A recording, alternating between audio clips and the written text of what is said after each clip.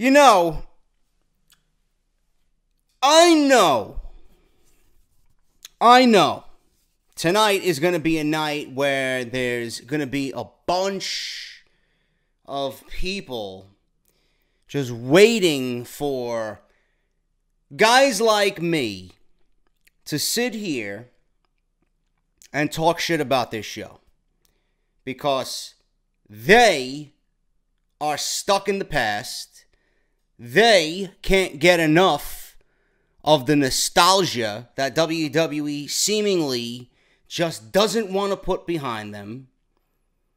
Everybody tonight is pretty much on an emotional high because we got to see some of what made WWE great while we were growing up watching this product. I don't want to be that guy. I really don't. And quite frankly, I don't give a fuck what anybody has to say. Have I ever? Of course not. You're going to have your people coming on here. You're going to have your people on Twitter calling me negative, and they're going to be parading around like this was the greatest fucking show that WWE has ever produced. Why don't you ask that of the people who went to the Manhattan Center tonight in New York City? I would have been absolutely fucking floored with anger if I actually paid money and that's exactly what I got. Are you kidding me? That's the best that WWE could have done for the Manhattan Center. Instead of actually reliving what brought Monday Night Raw to the table in the Manhattan Center, they got the visual down. I mean, the look of the Manhattan Center tonight was absolutely fantastic. It was fantastic. The camera angles. You know, you got the hard cam that's slightly slanted to the right. It's got that just old school feel to it. You had the old retro WWE logo in the aisleway. You had the fucking Monday Night Raw siren going off. You had Jerry the King Lawler and Jim Ross standing by ringside as they introduced the Manhattan Center. It's exactly what Bobby the Brain Heenan and Vince McMahon and Macho Man Randy Savage did back in the day when they were the three-man team on Monday Night Raw. We even had the old school referee outfits tonight. They had everything down perfectly to bring you on a trip through memory lane. But what did they actually give us from the Manhattan Center? I wish the whole fucking show was from the Manhattan Center. I really do. Or at least it should have been split 50-50. They should have done one match at the Barclays. They should have done one match at the Manhattan Center. They should have done one match at the Barclays, one match at the Manhattan Center. Back and forth. What did you guys actually get tonight? You got a 3-minute promo, if that, from The Undertaker that went absolutely fucking nowhere after all the hype that everybody was talking about The Undertaker coming out and John Cena challenging him at WrestleMania 34. We got nothing but standard Undertaker. Digging holes and taking souls, and he named certain individuals that he's buried. Okay, this is what you come back from WrestleMania to talk about? He should have stayed fucking retired. Or wherever the fuck he went at WrestleMania. Why the fuck did he come back? This is what you come back for? What a waste of an appearance. At least we paid attention to detail. He didn't wear any of the stuff that he left laying in the ring in Orlando. He came out wearing what looked to be his old Ministry of Darkness gear. I feel sorry for everybody that went to Manhattan Center, man. I really do. You guys get a DX segment in which they bury the Revival.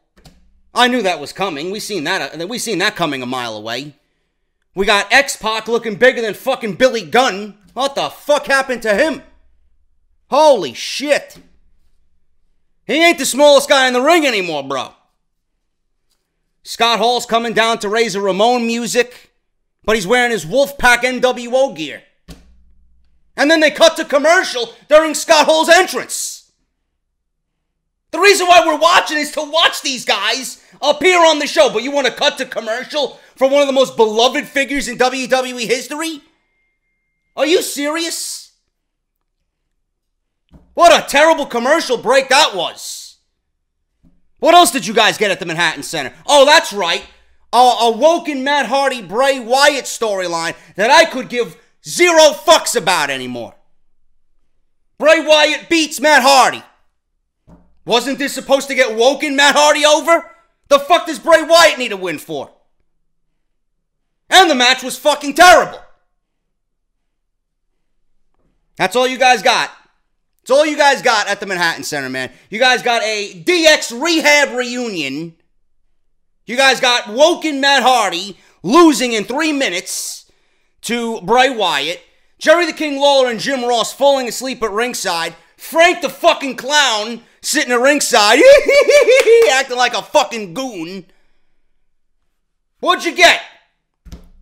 I think the best thing in the whole fucking Manhattan Center was seeing Justin LeBar and Ticket Drew sitting by ringside.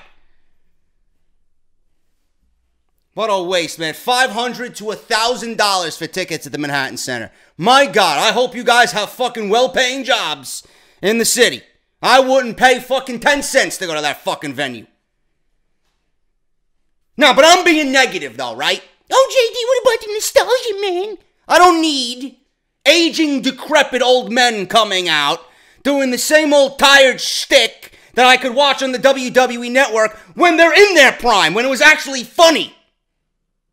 I don't need to relive trips down memory lane. We have the 2018 Royal Rumble coming up. Did anybody forget about that? Did anybody realize that Roman Reigns lost the Intercontinental title tonight? Do you know what that means? Everybody's bragging that The Miz won the Intercontinental title tonight. Yeah, you're so happy that The Miz won the Intercontinental title. Let me tell you something. This is more damaging than it is good. You think this is a good thing? This ain't a good thing for the Intercontinental title. You know what this means now? I'm shocked, number one, that they had The Miz beat Roman Reigns tonight for the Intercontinental Championship. I'm floored that WWE, well, it's not really technically WrestleMania season yet until we finish the Royal Rumble, but when do you think Roman's WrestleMania season's gonna start? Do you realize that dropping the title is clearing Roman's plate for that Universal Championship dinner that he's waiting for? This only enhances Roman's chances of winning the Royal Rumble. And if WWE, I swear on everything that is holy, if they are going to revisit the last time they were in Philadelphia in 2018 with Roman Reigns, this company is better off fucking dead. Sell it to Walt Disney. Sell it to Fox. Get it away from Vince McMahon. They cannot be that stupid. If anybody else wins that Royal Rumble, not named Shinsuke Nakamura, you are making a fucking terrible mistake. At this point, I'd even take Dolph Ziggler winning the Royal Rumble. You gotta be out of your fucking mind if you're celebrating a Miz Intercontinental Championship title victory tonight. On top of that, we have WWE uploading Cena things left and right on YouTube. 2008, 2013 Royal Rumble victories. What's going to happen in 2018? It's like you're painting the fucking picture for me. It's like one of those fucking kaleidoscopes where you got to shake it and you fucking find out what the picture is. Yeah, I see. John Cena's going to win the Royal Rumble. Then on top of that, you have him uploaded to YouTube winning the WWE Championship in his match with AJ Styles in 2017. What are you foreshadowing, Vince McMahon? Another boring WrestleMania? Please, if you guys find any positivity in this, you're a fucking idiot. No, but I'm being negative though, right? I'm the one being negative. I don't know shit. I'm a fucking smart mark. You're damn right I'm a fucking smart mark. You're the fucking casual who knows shit. Don't want to be that guy, but this show was fucking underwhelming. Underwhelming. After that Stone Cold Steve Austin segment to begin this show went right downhill. Right downhill. What's the fucking game on The Price is Right? Cliffhanger? Right? With the little guy yodeling, climbing up the fucking thing, right? And the fucking idiot who bets the amount of money, right? The guy just keeps going, Yorehoo, right? He keeps going up and he falls right down. That was Raw tonight after the fucking Stone Cold Steve Austin segment.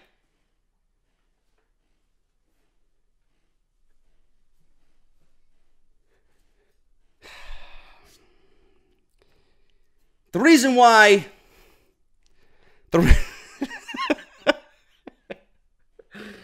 Oh, man. I've had a terrible fucking month, man. If I could make myself laugh.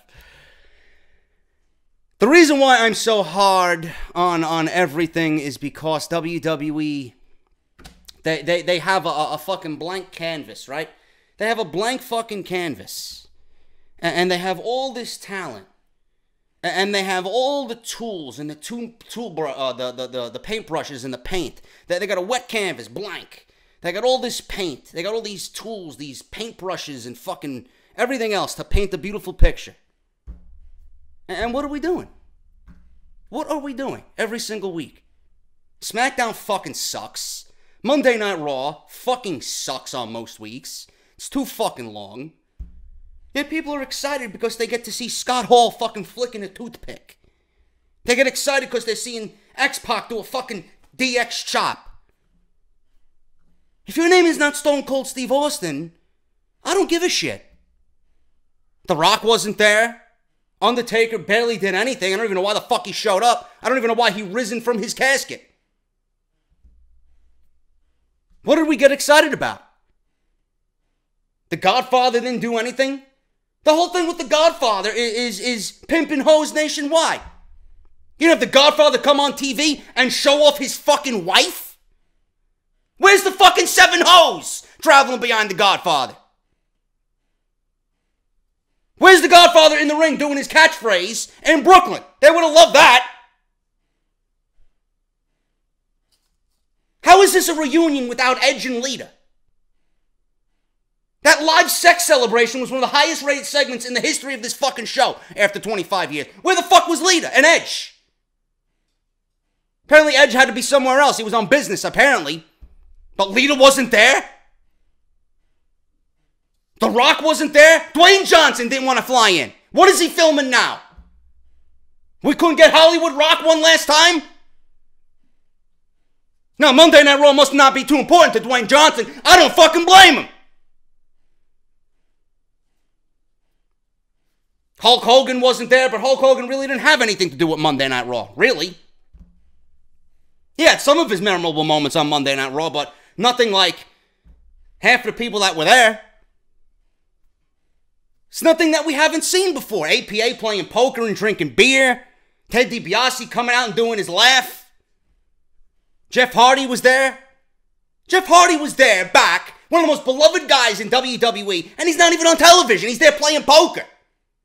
And then during the commercial, which they don't televise, you got Jeff Hardy doing Brother Nero. Classify yourself as obsolete. Why is that not on television? It's like they didn't even give a fuck about this show. I was hoping that they put all their thought into this show. Because the fucking shows before this for the past 4 weeks have been terrible. Maybe they were building towards a decent show. Maybe they were putting all their resources into coming up with a decent program for tonight. Apparently not. Just as underwhelming as anything else.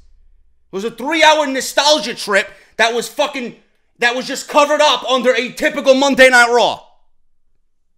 No, but I'm the fucking idiot who don't know what he's talking about, though. Maybe you should clean your fucking eyes. Get some eye drops. You know? Tear eyes or clear eyes, whatever the fuck they're called. Thank God we got NXT TakeOver on Saturday. Thank fucking Christ. Real fucking wrestling with real meaning. I don't know what else to go off on, man. Really. You know? I don't know why they didn't even have... Where was Howard Finkel? Did I fucking miss him? I think I barely heard him introduce The Undertaker. Why wasn't he introducing the entire fucking show? Still at his old age. He's better than everybody that they still got there. Everybody that has come before Howard Finkel, or everybody that's come after Howard Finkel has not even fucking held a candle to Howard Finkel. Why wasn't this guy... I don't even give a fuck if I don't even see him. I just want to hear his voice. Why wasn't he doing the ring announcing? Ridiculous. Anyway. Anyway, let's get on with the fucking review. A lot to go over here. The best thing about this show was the introduction. The best thing about this show was the introduction. Vince McMahon coming out, praising everybody about Monday Night Raw. Thank you for 25 years. Vince McMahon went from fucking babyface to heel like that. Like that. Stephanie was in the ring. Shane was in the ring. All the McMahons were in the ring minus Linda. And Stephanie says that they started a GoFundMe to get Vince McMahon a commemorative Raw 25 plaque. And Vince McMahon didn't like it.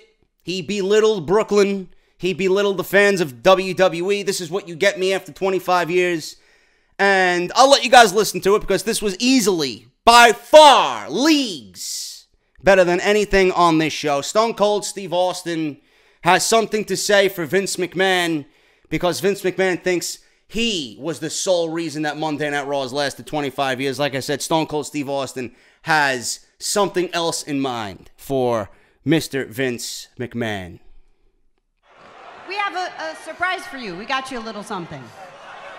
Okay, now, this isn't just from Shane and I. It isn't just from everybody here in the Barclays Center in Brooklyn or everybody in the Manhattan Center. This is from people all over the world because Shane and I started a GoFundMe account to have this for you. Dad, we present you with this commemorative plaque for 25 years of Monday Night Raw. Something that you could get at a fucking random rinky-dink shop in Brooklyn. It's a pieced together. It's a plaque. Plaque. So let me get this straight. Commemorative. Yeah, Vince, it's a plaque you put in your office, bro. Here, hang on, let me hold it. It feels a little cheap. It feels cheap, but then again, we are here in Brooklyn.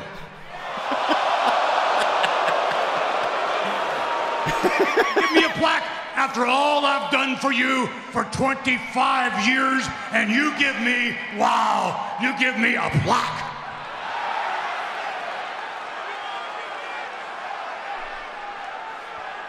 Everybody's out here thanking everybody. Oh, thank you. Oh, thank you. Thank you. Oh, thank you. Oh, that's thank you. Thank you. Thank you. The only person in the world I need to thank is me, because I did it all. I did it all by myself. I didn't need any of you. I didn't need my family members. I didn't need anyone but me.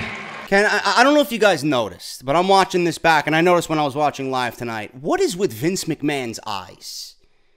He either has an eye problem, he needs clear eyes, like I mentioned, or the guy doesn't get any fucking sleep whatsoever. His eyes are completely bloodshot, and he's got bags under his eyes, black as the fucking Undertaker's outfit. What is with this guy? Does he sleep? I don't get why he's got such bloodshot eyes. It's very scary. You know? Maybe he does need to walk away. And it seems like they only put effort into this segment, and then everything else on this show was complete fucking garbage. No one, there's not one person in the world that's ever helped me. Not one. Yeah, modern day WWE superstars. That's what I call a legit pop. Stone Cold has been retired for how long? And yet nobody, besides Daniel Bryan, nobody can garner a reaction like that on the modern roster. Do you see where they went wrong? That's sad. I guarantee you have everybody in the back watching the monitor. Ooh, what's that? What's that? That's what you call crowd reaction. That's what you call a pop. It's sad that they don't have anybody besides Daniel Bryan, who's not even an active wrestler anymore, that can't get a pop like that.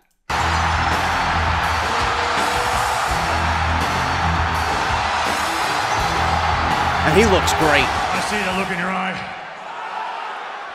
And let me explain a few things. It's been a long time since you and I have been in the ring together. And a lot of things have changed. You look great.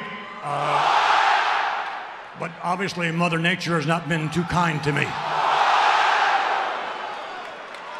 What I'm trying to say is, Steve, times have changed. I'm now a senior citizen.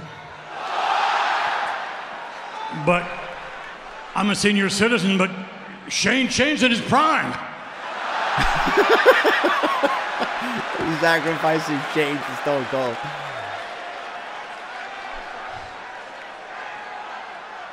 Shane's in his prime. God, he looks so good. Look at him. My God. He flies off of one side of the ring to the other, comes way down.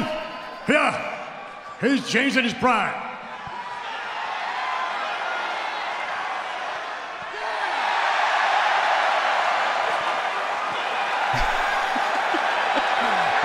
Yeah, sure. Stone Cold's raising his hand. Stunner! Stunner to Shane! The rattlesnake is struck! Mr. McMahon So then he gets beers.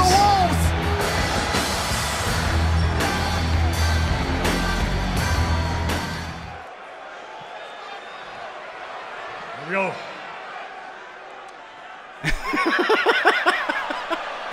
Stone Cold cheered McMahon's beer so hard, he spilled beer on him.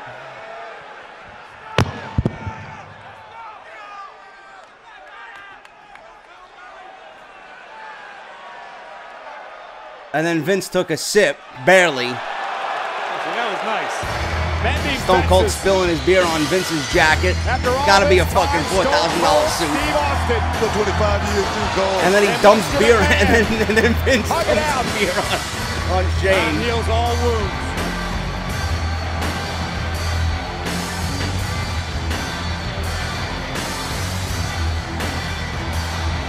Austin, to finally see this happen. Everything these two men have been through together.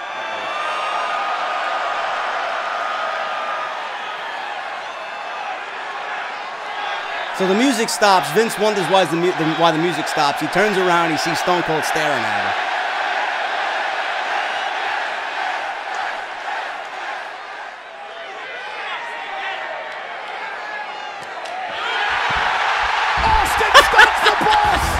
Vince actually took a better stunner here than the first time he ever took a Some stunner. things never change, Gold. I was going to say, but the more things change, the more they stay the same.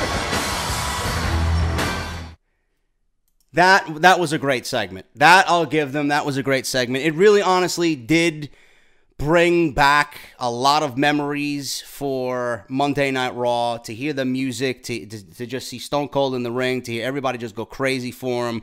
Vince took a damn good stunner. Like I said, he took a better stunner here than he did the first time. That kickstarted the whole Attitude Era thing. And it was just a very, very fun segment that really started the show off great. And that was the way it needed to start. Everybody was like, Stone Cold should have came out later in the show. No, the Barclays Center is white hot at 8 o'clock. They want to go fucking crazy. You start off with the biggest babyface in WWE ever, Stone Cold Steve Austin. So that's the greatest way you could start this show, and that was a very good segment to kickstart Raw 25. Moving on from that, I don't know who made the executive decision, but they go from that and picking the crowd up for excitement and bringing them right back down. It's like they dropped the crowd from the top of the Empire fucking State Building, man. An 8-woman tag. Asuka, Sasha Banks, Bayley, and Mickie James versus Sonya Deville, Mandy Rose, Nia Jax, and Alicia Fox. On what fucking planet do you want to see this trash following Stone Cold Steve Austin? This was fucking awful. Absolutely awful. I don't know who was interested in this. I barely even picked my head up from my phone to watch any of this.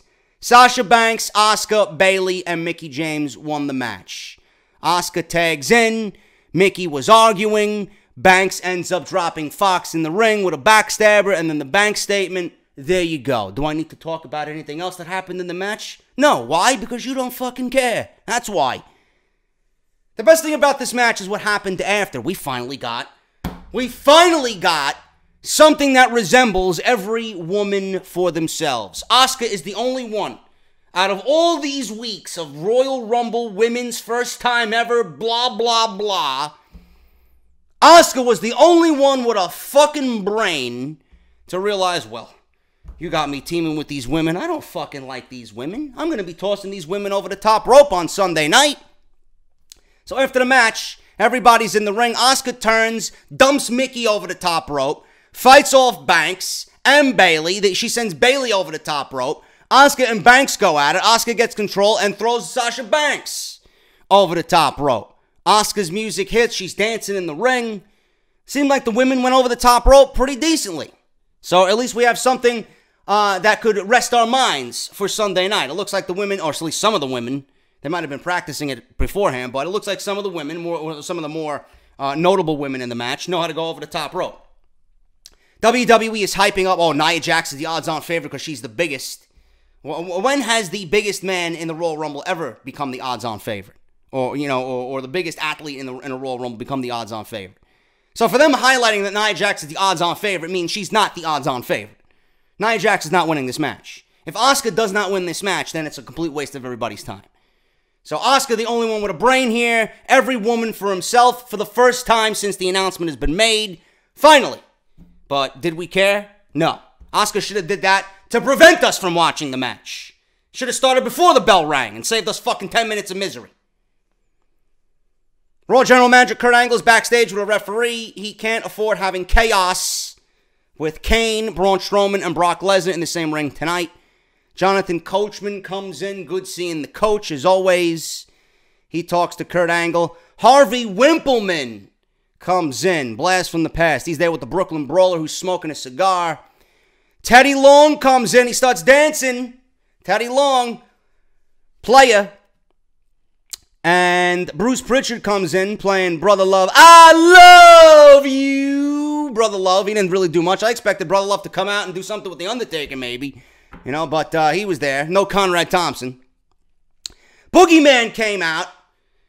And at this point, I was eating my dinner, whatever I had made, and I stopped because Boogeyman was slurping worms into his mouth, chewing them, and then spitting them into the palm of his hand. And then he took the worms with his other hand and put them in Jonathan Coachman's palm. I hope nobody was eating during this segment. It was fucking disgusting. Why was the Boogeyman even there? Wasn't he on SmackDown more than he was Raw? What the fuck does the Boogeyman have to do with Monday Night Raw? What does the Boogeyman have to do with anything? What a fucking ridiculous character, the Boogeyman. Now I'm gonna eat worms and fucking smash a fucking clock over my head. Fuck out of here, man. Back to the Manhattan Center for the first time. Oh my God, you guys, are you awake at this time? 45 minutes into the show, you're finally getting a Manhattan Center segment. Undertaker walks out. He's not wearing anything from his WrestleMania outfit. No gloves, no hat, none of that shit. That was left laying in the ring. Manhattan Center starts chanting, holy shit. Howard Finkel does the introduction for The Undertaker. I got the clip here. The Undertaker returns to Raw 25.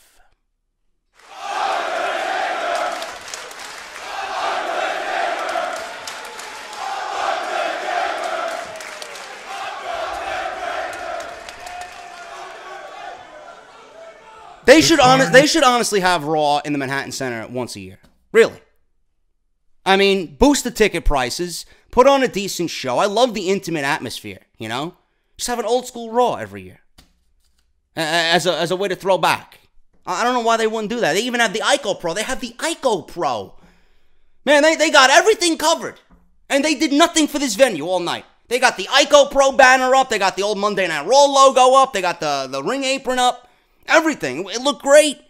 They put so much work into making it look great in 2018, yet they didn't utilize anything for the Manhattan Center. They left everybody fucking chanting bullshit. We want wrestling. We want something, they were chanting. There's a meme going around of Jerry the King Lawler just sleeping at the fucking announce desk. What the fuck? Anyway, back to The Undertaker.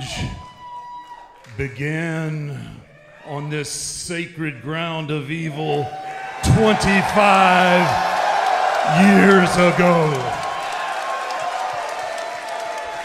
I've taken legends and ripped them off their pedestals and thrown them in the cold, dark earth.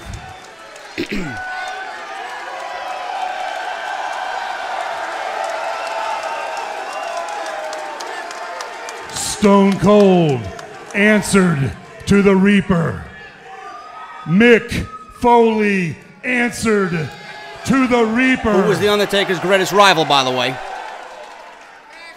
Even my own flesh and blood, Kane, had to answer to the Reaper.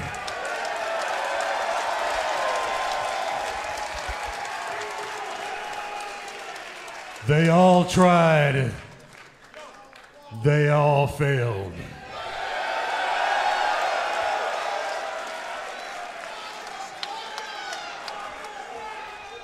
And now, on this sacred ground, it was at this point I was thinking what I'm thinking. I'm going to tell you guys in a second. I declare for all of those who have fallen, it is truly time. You rest in peace.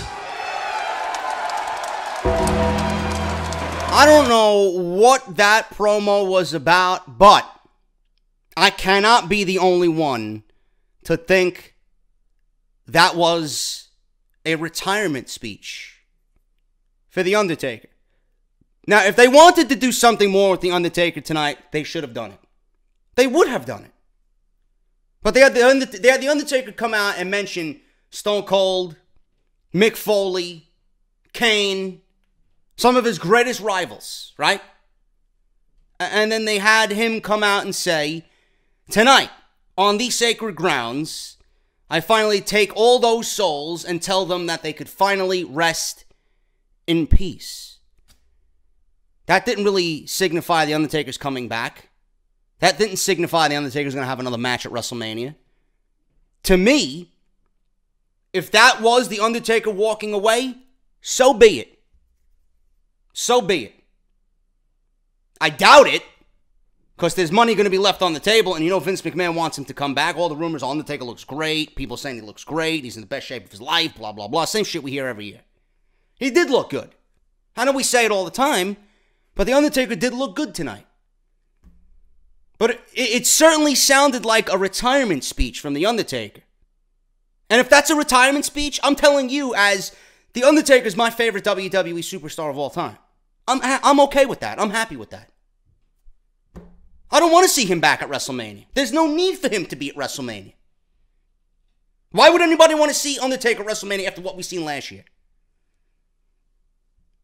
Certainly sounded like a retirement speech. And if it was, so be it. Move on. APA is playing cards, poker, with Heath, Slater, and Rhino. Ted DiBiase walks in, throws a fucking rubber-banded stack of $100 bills on the table and does his laugh. With the $1 million belt, by the way. He sits down, joins the poker game in progress. WWE then flips it back over to the Barclays Center. JoJo's fat ass, man, introduces some of Raw's great general managers over the years. People Power, John Laurinaitis, WWE NXT General Manager William Regal, who came out to loud chants of NXT, and Eric Bischoff. I ask, where is Brad Maddox? I am thoroughly disappointed, bro. Where is Brad Maddox? Oh, that's right. He's probably filming part 2 of whatever he did with Paige. Moving on. What about, what's this fucking, where's AJ Lee? You know? Everybody would love to see AJ Lee, right? Daniel Bryan comes out, and this is what we call also, ladies and gentlemen, a pop. Daniel Bryan's yes movement is still as strong as it was back then. Daniel Bryan comes out, and then The Miz comes out, and they have a stare-off. I don't know what that was about. It just might be harboring old feelings. It might mean nothing. You know, with all the rumors of Daniel Bryan coming back, maybe we get Bryan versus Miz at WrestleMania. We don't know. But Daniel Bryan and The Miz had a little face-to-face confrontation on the ramp as he made his way down the aisle with Axel and Dallas for the Intercontinental Championship. Roman Reigns got booed out of the building, as always. Yeah, some work there on building your top star, Mr. Vince McMahon. Now, I am going to wholeheartedly say I was wrong. I don't mind when, I'm wrong. I don't mind admitting I'm wrong. But, you guys can understand where I was coming from with why I thought Roman Reigns was going to win this match. It's very difficult, for one, to believe that WWE would book Roman Reigns to lose any time between now and WrestleMania because they want to make him look strong going into WrestleMania. But one has to wonder here with the outcome of this match. And I don't want to instill fear in any of you. I don't want to strike fear into any of your souls. And I'm getting chills just fucking thinking about it because we're 6 days away from a potential fucking nightmare. WWE took the Intercontinental title off Roman Reigns tonight because they're setting him up for the Universal Championship. Now, if they don't do the Elimination Chamber, if they don't put Roman in the Elimination Chamber, how is Roman going to get to WrestleMania? By winning the Royal Rumble. How are they going to rectify Roman losing the Intercontinental Championship? By having him win the Royal Rumble. Simple as that. Don't tell me you're not afraid. Don't tell me you're sitting there just, it's not going to happen. Oh, the likelihood of it happening is great. It really is. And if it's not Roman Reigns, we still have John Cena. We still have John Cena. John Cena and Roman Reigns are going to be in the same Royal Rumble match. With both of them being at the top of the list right now and both having their greatest chance ever to win a Royal Rumble match. Can you imagine if the Royal Rumble comes down to John Cena and Roman Reigns as being the final two guys in the ring? My God, I think I'm giving myself a fucking... Oh my God, man. I don't even want to think about it. I don't even want to think about it. Jesus Christ. Anyway, this match was great. This match was better than the last time they fought. This one was shorter, more compact. It had more substance in it. And normally, I don't like when, we see a bullshit ending or a fuck finish. But this one was very well done. The fuck finish to this match was very well done. The Miz is still doing these it kicks. Can he cut that out already? He looks absolutely ridiculous. He looks awful doing the it kicks. So, Roman Reigns blocks it, and he nails The Miz with a sit-out powerbomb. Reigns ends up on the floor. He takes out the Miz-Taraj because he was fighting them off all match. Reigns sends Dallas into the ring post and then goes back to Axel, throwing him over the barrier. Miz takes advantage, turns it around on Reigns, bringing him back into the ring. Reigns then blocks a skull-crushing finale and hits a big Superman punch for a 2 count. So The Miz kicked out of the dreaded Superman punch that I'm sure Brock Lesnar is going to take about 6 or 7 of them at WrestleMania. Reigns keeps control. He goes for a spear. Dallas and Axel tried to interfere again. I believe Bo Dallas on the outside tried to trip up Roman Reigns underneath the bottom rope. Miz hits a corner clothesline. Referee sees all this bullshit going on, and he tosses out Axel and Dallas from ringside. So Reigns then comes from behind while all this is going on. Miz can't believe it, rolls up the Miz for a close 2 count. Dallas and Axel come back on in, and they get on the apron for a distraction. Miz comes from behind and nails the skull-crushing finale. That, I thought it was it. And then Reigns kicks out. So I'm like, fuck. At this point, I thought Miz was going to win. Then we see Reigns kick out of the skull-crushing finale, and I'm like, all right, here we go. Reigns is going to win it. Reigns is going to win it. He's going to be the Intercontinental Champion going into WrestleMania. So we got more back and forth. Reigns charges into the corner. I don't know what he's going for. I don't know if he's going for a clothesline or a spear. I don't know what he was doing. He's probably going for the spear. And The Miz trips him up, sidesteps him, But what we did not see, I don't know if the camera angle was off during the match, but they did go back and show the replay. While Miz was in the ring by himself, Axel and Dallas was on the outside with Reigns. Referee was distracted by what was going on with those three guys. The Miz, beautifully, behind the referee's back, took the turnbuckle off the middle rope. Now, normally it's the top turnbuckle they take it off of. But the Miz took it off the middle rope. Being that it was the middle rope, I could see the referee not paying attention to a spot like that. Now, if it was the top turnbuckle, it's in eyesight, it's in plain view, referee would have seen it. Where the fuck did this come from? Why is the top turnbuckle exposed? But the Miz did the middle one. The Miz is smart. I can appreciate that type of tactic from someone who has to cheat to win. So the Miz sidesteps Roman Reigns. Roman goes for the spear. He hits the turnbuckle, exposed, face first, turns around, skull-crushing finale. The Miz is your new Intercontinental Champion. But at what cost? I ask you people, at what cost? We'll see on Sunday night. I don't see the Intercontinental Championship becoming any better in the hands of The Miz.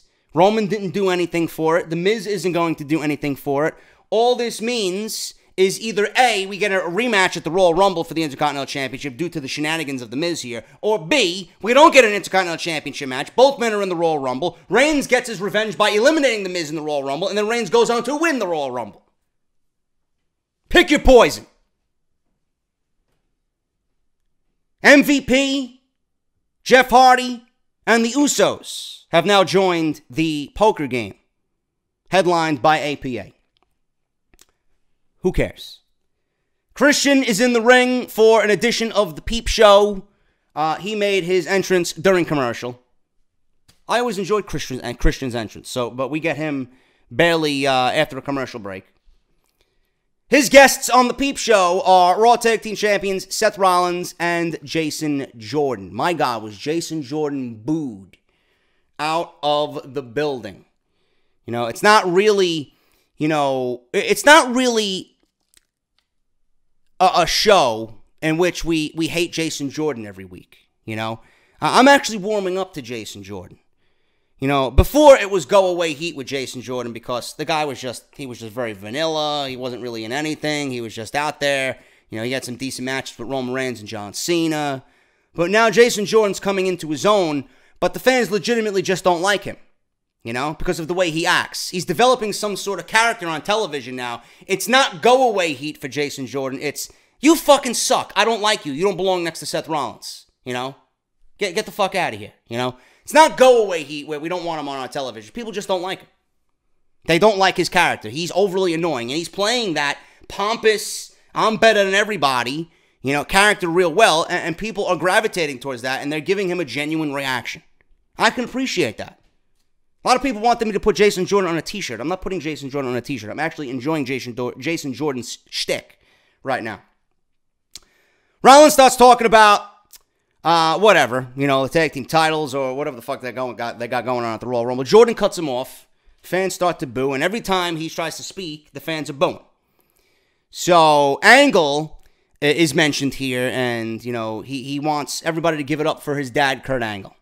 So the bar comes out. Jason Jordan was booed so badly that he made the bar babyface in this promo. Believe it or not. The bar talks to Jordan on their way to the ring, says it's not his dad who sucks, it's Jordan. Then they try to sing Kurt Angle's theme song with no music, and they start to get a you suck chant with the rhythm of Kurt Angle's theme. Jordan attacks the bar and Rollins helps him out, dives to the floor. Jordan holds Cesaro in the ring, and Rollins springboards into the ring with a knee, but Cesaro moves and he hits Jason Jordan by accident. This was set up by design. Just letting you know. If Rollins is not back, or if Ambrose is not back for WrestleMania, then it might be Rollins and Jordan at WrestleMania. I could see it. So that was probably, you know, I could be wrong. That was probably set up by design. Because they might have an impending WrestleMania match coming up. And I do not see them holding the Tag Team Championship going into WrestleMania. Charlie Caruso is backstage with Alexa Bliss. And she asks Alexa Bliss, do you think you're going to be the Raw Women's Champion going into WrestleMania? Alexa took offense to that, and this is what Alexa had to say. Alexa, on Sunday, history will be made with the first ever 30-woman Royal Rumble match. Now, the winner of that match will go on to face the champion at WrestleMania. So, do you think that you're still going to be champion come WrestleMania? What kind of question is that? Are you trying to insult me? Look, I'm not just a champion. I'm a goddess. And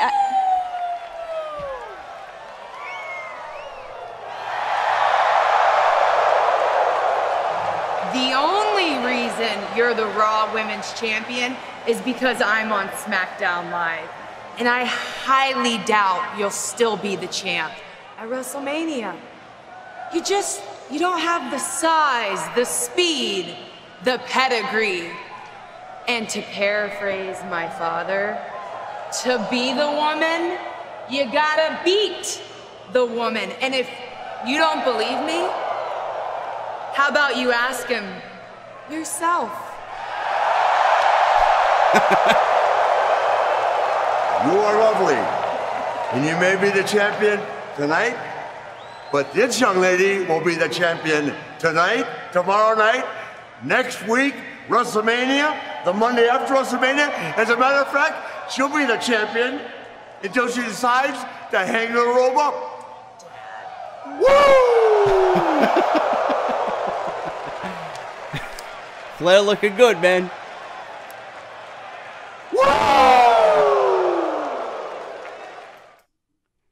There you go. There you go. Nothing to it. Just an old school moment, throwback with Ric Flair coming in, doing his signature catchphrases and cutting a promo. There you go. Moving on here, man. Matt Hardy versus Bray Wyatt. Bray Wyatt back in the Manhattan Center. My God, you guys got nothing else up until this point, and I could imagine the disappointment after an hour and a half of sitting there, and you guys get Bray fucking Wyatt. Yeah, great job on spending $800 to $1,000 fucking dollars on your seats, guys. Thank WWE for a great experience tonight. Spent all that money to see fucking Bray Wyatt come out with a lantern in the Manhattan Center. You know? At least you could have seen JoJo's fat ass, man. She wasn't even there. She was at the Barclays. So, this match was garbage. Matt Hardy was clearly limping. I don't know. I know Matt Hardy's got a leg issue. You know, but he was limping out there. He was limping out there down the aisle. Wyatt goes for Sister Abigail early, but it's blocked. And Matt hits a side effect towards the end of this thing. Hardy calls to delete Bray Wyatt. Wyatt counters, sends him into the ropes. Hits Sister Abigail for the pin and the quick win here. You know? So the Woken character, I don't know, Matt Hardy saying be patient for the Woken character. I don't know what the fuck's going on, man. I can't take this shit anymore. You know? In an effort to build up the Woken gimmick and the Woken character, Bray Wyatt should have been the sacrificial lamb. Bray Wyatt accomplishes nothing by beating Matt Hardy. So I don't understand why Bray Wyatt got the win over Matt Hardy here. Who gives a shit? You know? Bray Wyatt is dead. Bray Wyatt should be with Sister Abigail somewhere, buried underneath the fucking Wyatt family compound. Who gives a shit? This made no sense to me whatsoever. But I'm glad you guys at the Manhattan Center enjoyed Bray Wyatt and Matt Hardy in a 2-minute match. Nice throwback to Monday Night Raw. Can we get more of the siren, please? I would have rather heard 3 minutes of the fucking siren blaring in the Manhattan Center than watch this fucking garbage. Go back to the Barclays Center. JoJo introduces some of the female greats of the past. Legends, they said. Ryan Satin was on Twitter proclaiming this was a monumental segment with legends. They're all legends in their own right. What? Terry Runnels is a legend? The fuck did she do? She didn't do anything. Yeah, she added to Goldust's character, but she didn't do anything. Maria Kanellis? She was a joke. She was a joke. What legend? Tori Wilson? The fuck did she do? You know? Kelly is a legend? Who the fuck wants to see Kelly on your television? Tori Wilson looks fantastic, by the way. Gotta have some fucking time machine somewhere. Looks like she didn't age a bit. Terry Runnels looks old. Michelle McCool was there. Trish Stratus was there. Trish Stratus is the only legend out of all these women here. One legend and fucking a bunch of scrubs. Jacqueline is there. Jacqueline's a Hall of Famer. She'd probably be next in line. Michelle McCool's a 4-time women's champion. Was never a big fan of Michelle McCool to begin with. But Lita wasn't there, clearly absent. Whatever. Trish Stratus was the only notable name that anybody gave a shit about. Elias walks backstage with the guitar, and there is Chris Jericho wearing his Alpha versus Omega t-shirt that you can exclusively get at Hot Topic. It was covered up, but we seen it. Jericho looking all glamorous as always. And Jericho is commenting on his scarves and the guitar, and I'll let you guys listen to it, because this was one of the best segments of the entire show on Raw 25.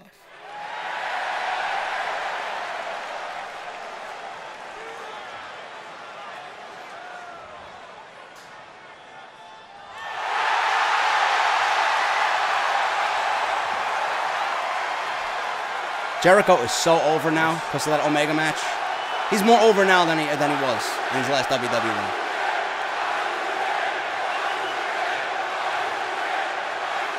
Wow, Elias, so you got a lot of scarves around your neck there. Yeah. I actually wrote a song about you. I'd like to play it for you right now if I can. Can I use your guitar? No, you can't. It's okay. I got my own. Of course he does. I don't want to walk with Elias. Why? I'll give you the gist. You're a stupid idiot. And you just.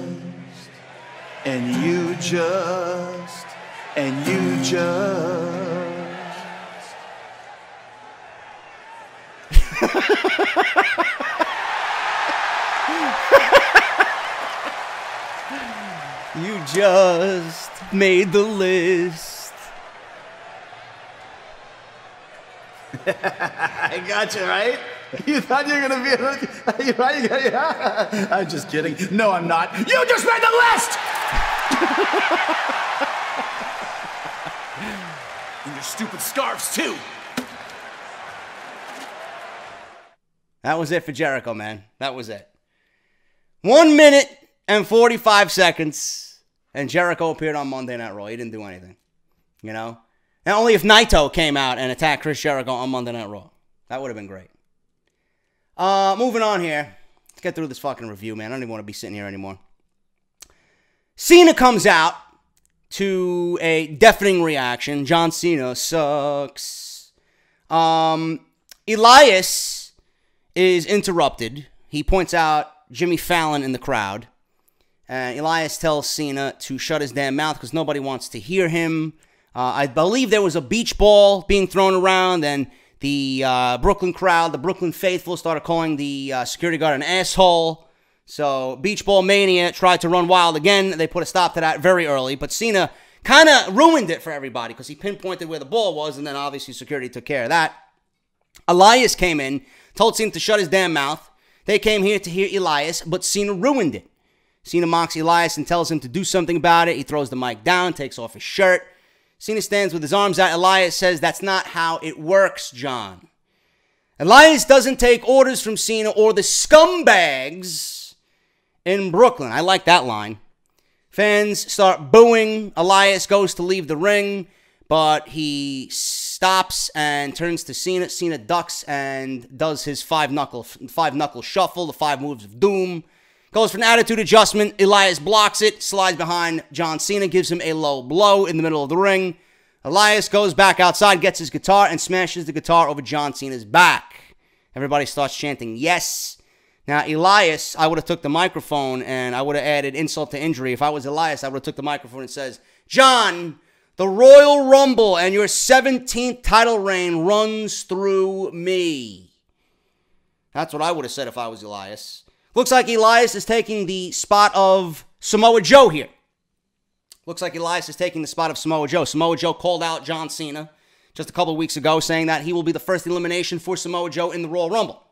But now that Samoa Joe is going to miss the Royal Rumble with a foot injury, it looks like Elias has slid into that spot, and he might be the one to derail John Cena in the Rumble. I'm going with Elias as being the 2018 Iron Man in the Royal Rumble, but I will say this. I commend John Cena for putting over Elias tonight. That was a very, very commendable thing to do. John Cena, I wouldn't say John Cena buried Elias on that last time. It was a commercial-free Monday Night Raw, I think, for the first hour during Christmas week. I think it was Christmas, right? And Elias had that 20-minute match with John Cena, which was painfully awful. But Cena won there, and Cena repaid Elias here by putting him over in Brooklyn. So it was a commendable thing to do, and I expect Elias to have a great showing in the Royal Rumble, as long as John Cena doesn't win the Royal Rumble. APA is back at the card game. The New Day has joined. Ron Simmons gets up after Ted DiBiase shows cards and him having a royal flush, winning the last game of the evening. He gets up and stands over Ted DiBiase and does his signature damn. There you go. I chuckled at that. Mark Henry approaches the Godfather backstage. Godfather introduces a woman with him, Olivia. Godfather talks about how Mark Henry used to be known as sexual chocolate. Henry admits that this is the truth, and says that we all grow up from time to time. That was in the past. Henry ends up making a quick pass at Olivia, takes her hand, he starts stroking her hand, and Godfather reveals, bro, this is my wife. So, they introduced the Godfather, pimping hoes nationwide, right? They got the hoe train, comes with the fucking cane and the top hat and the gold, right? They got Godfather fucking married. Where's the fun in that? Why even bother bringing the Godfather? You should have given me Papa Shango or something. I would have even took Kama. The fuck? What good is the Godfather if he's got no hoe train? He's got one hoe. Right back to the Barclays Center here. You guys must have been pleased. Titus O'Neil and Apollo Cruz versus Rhino and Heath Slater. Apparently Heath Slater and Rhino, or Heath Slater rather, was caught cheating during the poker game with the APA. So there was a big argument. So that led to a match. Real creative. So this match went to a no contest. The Dudley boys come out. They do their shtick. What's up? Devon get the tables. And they put Heath Slater through a table with a 3D. And then they all celebrate in the ring. Wow. Charlie Caruso's backstage with AJ Styles. She asks him about the handicap match. He cuts her off. Says he's got his own special guest to do this interview. So she backs away, and in comes Mean Gene Okerlund. Gene didn't even conduct the interview. He said quickly, so you have a handicap match at the Royal Rumble. He didn't mention who he was fighting in the handicap match. And then AJ Styles takes the microphone and does a quick Hulk Hogan impersonation. Well, Mean Gene, brother. And then Mean Gene rolls his eyes. And then he talks about how he will beat Cammy at the Royal Rumble. Gay. DX is back at the Manhattan Center. Shawn Michaels is out. Triple H is out. Fans are going crazy. All 1,000 of you who spent at least $1,000 to be there. Great job there. They do a bit of comedy, right? Shawn Michaels wants to go over some embarrassing stories that Triple H says that can't be aired on television or can't be talked about on television. Triple H then thanks the fans for backing them over the years. He gives shout-outs to the late legends Chyna and Rick Rude. Triple H says that the Manhattan Center is home for Raw and DX and is here to declare that they will be at the forefront for the next 25 years. So, out comes the New Age Outlaws, Billy Gunn, and Mr. Uncreative for SmackDown Live, Road Dogg Jesse James. They do their usual intro. X-Pac comes out looking great. Waltman hits the ring, and then he tells the crowd to raise some hell and make some noise. Crowd starts chanting 1, 2, 3, 1, 2, 3. He thanks them. And then he says, there'll be no DX reunion. You can't have a 25th anniversary party for Monday Night Raw without this guy right here. Out comes Scott Hall, Razor Ramon, and commercial. Commercial. What a fucking great commercial there, Kevin Dunn. So we get back from commercial. Hall is in the ring. He does his signature, "Hey, yo." Says you can't have a party on Raw without the bad guy, but he's wearing his Wolfpack gear. Says he's been watching from both locations tonight, and this Raw 25 thing is just too sweet. Fuck you, too sweet. Hate that shit. Music interrupts, and out comes the Balor Club. Gallows, Anderson, and Finn Balor. Balor Club faces off with DX in the middle of the ring. They do a big too sweet. They all meet. Gun goes off and says, if you're not down with that, and the Revival comes out. We all expected this to happen. The Revival, Dash Wilder, and Scott Dawson come out to barely no reaction. This leads to a match with Gallows and Anderson. They make quick work of the Revival. We had the Magic Killer in the ring, and Jim Ross didn't even know the name of the move. I think at this point they wanted to get the fuck out of there. I think they were both falling asleep. Jim Ross didn't even know the name Magic Killer as the finishing move for Gallows and Anderson, and simply said a headlock. Got him in a headlock position, and that was it. I think at that point they both passed out. Glass of prune juice, I can't even fucking speak right now. Prune juice, get me some fucking NyQuil and put me to sleep, please. Luke Gallows and Carl Anderson with the win here. Then all of a sudden, every single one of them get their hands on the Revival. You got Scott Dawson shoving Scott Hall. He throws a toothpick in Dawson's face. Then we get a super kick from Shawn Michaels. We get a fucking move by, I don't know what the fuck X-Pac did. X-Factor. He did the X-Factor to Dawson. Road Dogg unloads with his signature rights. Gunn follows up with a famouser on Dawson. Dash takes a Sweet Chin Music pedigree as well for Dash. Everyone starts chanting for Finn Balor to go to the top rope. He delivers a coup de grace. And then Billy Gunn says, if you're not down with that, I got 2 words for you. Suck it. And then they all end with the Balor Club celebrating in the middle of the ring. Great way to kill one of your top tag teams in WWE. I'm really glad the Revival loved being a part of that, right? As if people didn't give a shit about the Revival then, they're going to give a fuck about them now, right? Completely unnecessary segment. You should have just did the too sweet and then ended. There's no reason for the Revival to get buried. Ridiculous. So we got Kurt Angle coming out to end the show. At this point, I just couldn't wait for it to be over. Universal Championship title match at the Royal Rumble. Strowman, Kane, and Lesnar. Angle is led by legends and superstars surrounding the ring. Harvey Wimpleman's out there. APA's out there. The Brooklyn Brawler. Goldust. Everybody that was there. New Day was out there. So, Angle introduces Braun Strowman first, and then Kane. Some of the superstars get in the ring to keep Braun and Kane separated. Heyman comes out and says, finally, you guys can pop for a legit superstar who's not a nostalgia trip and is here to fight. Heyman talks about how relevant his client is and introduces him. Out comes the Universal Heavyweight Champion, Brock Lesnar. Braun meets Lesnar at ringside. Braun runs up the aisle, and I swear to God, Lesnar legitimately took Braun Strowman's head off.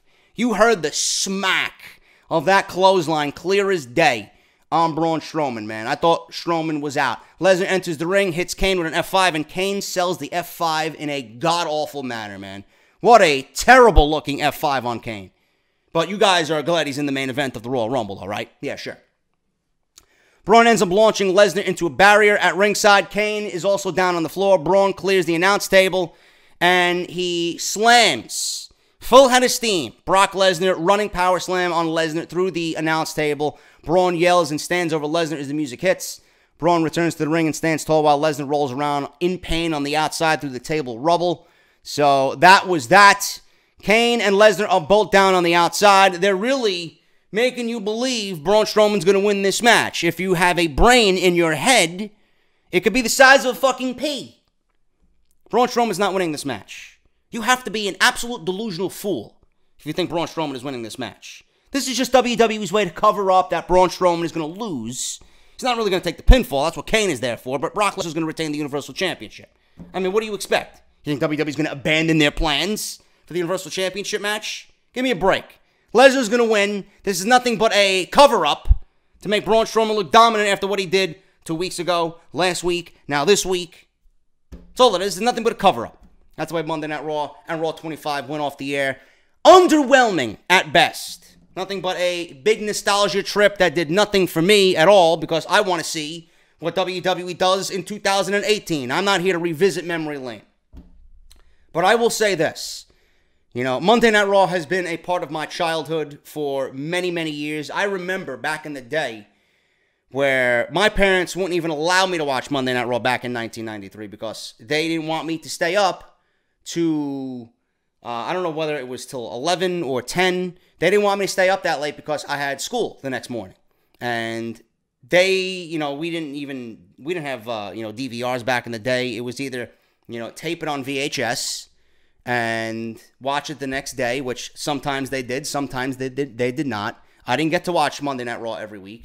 You know, as I got older, they let me stay up and watch it, and it became a every week thing. But I remember Monday Night Raw back in the day. It was a huge part of my childhood. I've seen every episode of Monday Night Raw. It's something that has lived with me through all my years. People ask me, JD, why do you still watch wrestling? It's important to me, man. It's the only thing from my childhood that had remained. I watch wrestling now because it's a way of escape when I'm going through depression or I'm sad and I need a way just to fucking block out every negative thing in my head. Wrestling is always there. And I'm going to try my best to do that because it's going to be a big week. We've got SmackDown tomorrow. We've got NXT on Wednesday. We got TakeOver on Saturday. We got the Royal Rumble on Sunday. Off the script this weekend. Rumble predictions, TakeOver predictions. It's going to be a big weekend, man. So I'm going to try and be my best for you guys.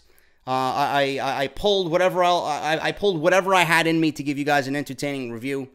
But still, I'm not where I want to be.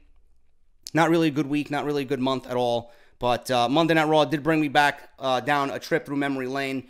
Monday Night Raw, no matter how bad I talk about it, it's still an important part of my life, even now. And it has been. And I respect what Monday Night Raw, and I appreciate what Monday Night Raw has done for me. But, just looking back on tonight's show, it was a very underwhelming effort on WWE. I don't want to be that guy, but, you guys got to take off the fucking glasses. There's only so much you can be happy with. I'm not excited about the Royal Rumble. I'm not. There's just too many factors to make me not excited about the Royal Rumble. If you're excited for the Royal Rumble, God bless you. I'm not. I expect better from the WWE. I expect more from the WWE. Tonight, I think WWE dropped the ball, and I feel bad for everybody in the Manhattan Center. Honestly. I feel bad for everybody that went to that Manhattan Center tonight and had to sit there through 3 hours and watch 2.5 hours of this show on a screen when they could easily have stayed home and saved money, made dinner, had a few beers, and watch it from the comfort of your own home. It would have been the same thing, if not better. But that's your Monday Night Raw review. Thank you guys so much. Raw 25, celebrating 25 years of Monday Night Raw. I'll see you guys tomorrow for SmackDown Live. Follow me on Twitter at JDFROMNY206 and hit that subscribe button down below. Turn on that bell for all notifications, man. I'll see you guys for SmackDown Live. Thank you guys so much. Have a good night. And hopefully we get a decent go-home show for the Royal Rumble on SmackDown Live with AJ Styles, Kevin Owens, Sami Zayn, and the new United States Champion, Bobby Roode. I'll talk to you guys later.